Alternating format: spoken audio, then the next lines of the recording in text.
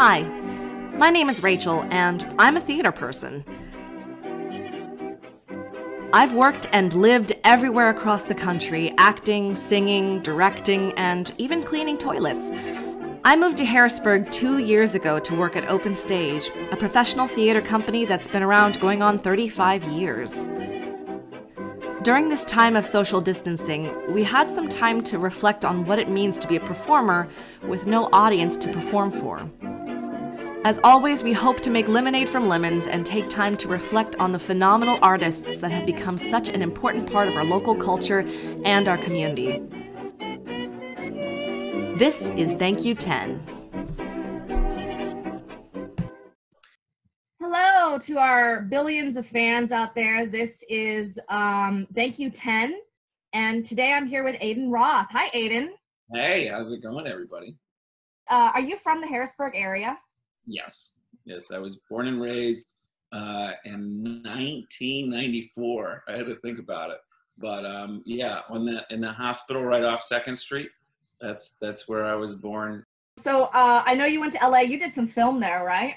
Yeah. I was out in LA for 4 years, from 15 to 19. But I saved up like 2 years of my salary. I was working at the Hilton downtown in Harrisburg. I saved up 2 years. I didn't spend any of it. I went out. That gave me enough runway for like a year and a half with no income whatsoever. And in that time, I think my first year, I racked up about 20 IMDb credits. It was hard because I had been acting out here in Harrisburg professionally since 2010, and that was all theater. And so I had this extensive resume in theater, and then I basically hit the reset button on my entire career by moving out there because none of my theater meant anything. It didn't matter what credits I had or what I had done or how many Shakespearean monologues I performed in front of people. It's like, no, have you been in front of a camera? Do you know how loud you have to talk right now when a microphone's away from your face? You know, it's like you got to completely readjust. And I had to, my first gig was on something called something Doom Wizard. And it was some really like web series type thing where I was just, there was like a backyard wrestling match and I was a part of the crowd.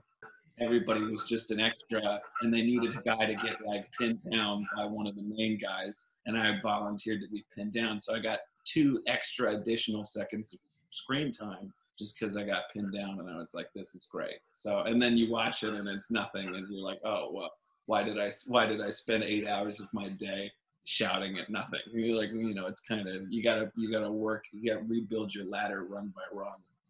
I was making money. I was like fulfilled with friendship and, you know, love at times and blah, blah, blah. But it was like my soul wasn't being fulfilled because even though I was constantly like hustling and working and doing TV and film, I was losing the essence of like why I started this in the first place and why I chose the career path of thespian and why I want to do what I want to do. And when I thought about it, I didn't want to be 3,000 miles away from friends and family here, but also just like reemerge myself back into the theater scene of Harrisburg because that's where I grew up. And I know over the time that I was gone, it's gotten like, it's just flourished in this really beautiful way. The very first thing I did when I got back, Clark had talked to me a month or so before I moved back at the beginning of last year to do, to be Sugar Boy in All the King's Men. Yeah. And I rehearsed that, and basically I jumped into like the week of tech before, and then just went up and put the show up when all my other actors had been working it for like 2 months or something. But it was really fun to jump into that. Everybody accepted me with open arms, and it was really fun. That was my favorite costume I've ever worn. We got to have you in A Christmas Carol, and you played one of the Zani. Mm-hmm. And, the way that you worked with that troupe was it was really inspiring to watch. It was like you guys were doing a master class on stage every day. Well, thank you. When I got the email to be a part of it, it said, I read, we want you to play a zany character and a slew of others. So all I heard was like character, actor, multiple roles. And I was like, that's me, great.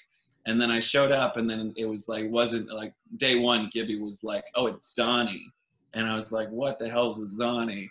So when I found out that a lot of my role would be like me learning this new ancient Italian art form of commedia dell'arte, I was like, well, I don't want to.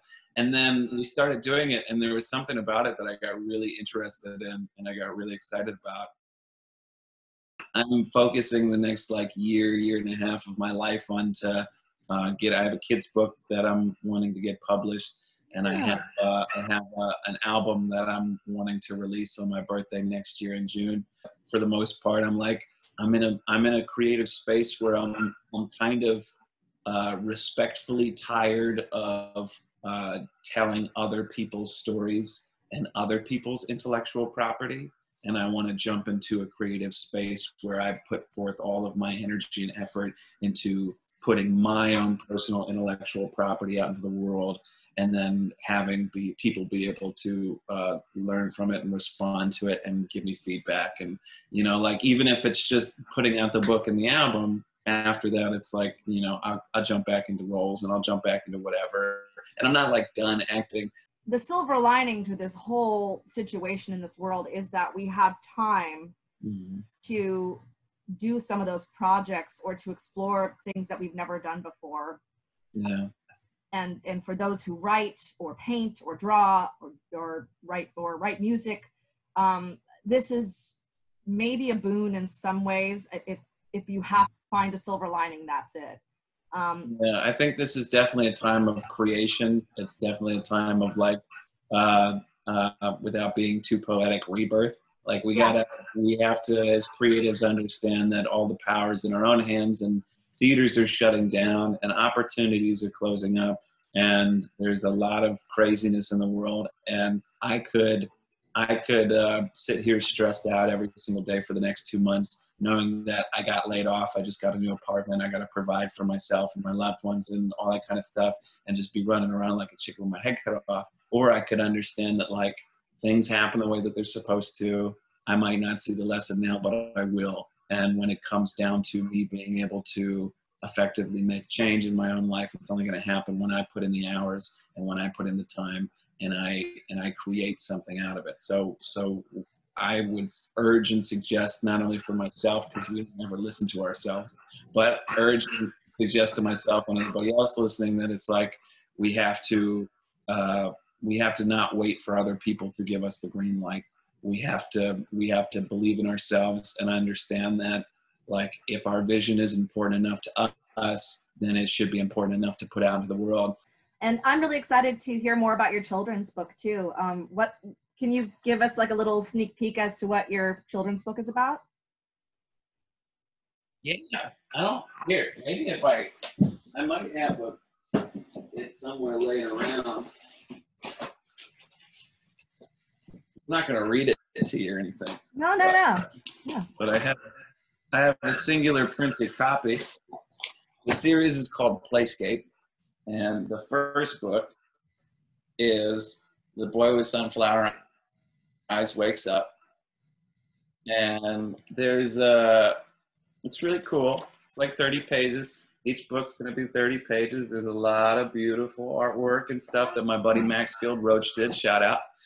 And so I think the skinny Playscape is kind of like a magical Pangea in a way, where you can be in the Sahara Desert and take a step to your right and you're in a pine wood forest. You take a step to your left, you're at the beach. And it's just 4 kids running around in this world, just kind of playing in the dirt and having fun. I'm really proud of it. I spent 2 straight years of my life before I left LA to get it just one book created. But from inception mentally to physically on a page, it was like a lot of work. Okay, so what profession other than your own would you attempt?